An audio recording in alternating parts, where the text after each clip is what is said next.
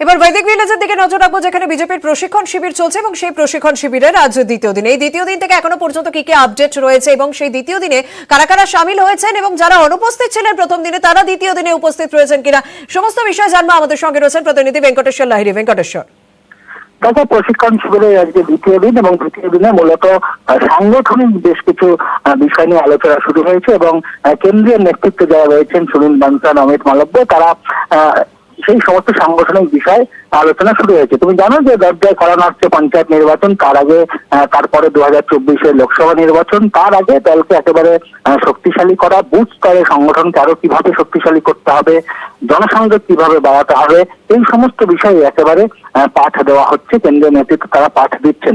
মূলত আজ এবং কাল দুদিনের যে বাকি রয়েছে প্রশিক্ষণ শিবির, সেখানে সাংগঠনিক সমস্ত বিষয় নিয়ে আলোচনা হবে এবং কেন্দ্রীয় প্রকল্প, যে সমস্ত কেন্দ্রীয় প্রকল্প রয়েছে সেই প্রকল্প নিয়ে মানুষের কাছে যেতে হবে।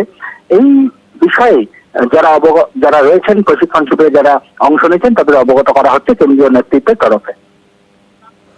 ধন্যবাদ। এদিকে এই তিন কেন্দ্রীয় মন্ত্রী যারা অনুপস্থিত তাদের সঙ্গে যোগাযোগ করা হয়েছিল। শান্তনু ঠাকুর তিনি কি বলছেন শুনবো। প্রথমত আমি আউট অফ স্টেট আছি, আমার এই প্রোগ্রাম আউট অফ স্টেটে নেওয়া ছিল প্রথমে। তো যখন আমি স্টেটের বাইরে আছি তখন কি করে আমি বৈঠকে পৌঁছবো সেটা একটা বড় প্রশ্ন, যার জন্য আমি থাকতে পারিনি। এই আপনি থাকছেন না সে বিষয়ে কি পার্টির কাছে আপনি আগে থেকে জানিয়েছিলেন? হ্যাঁ, আমি আউট অফ স্টেট আছি, আমার এখানে প্রোগ্রাম আছে আগে থেকে, প্রধানমন্ত্রীজিরও সামনে প্রোগ্রাম আছে, তো সেই সমস্ত কারণে আমি থাকতে পারছি না স্টেটে।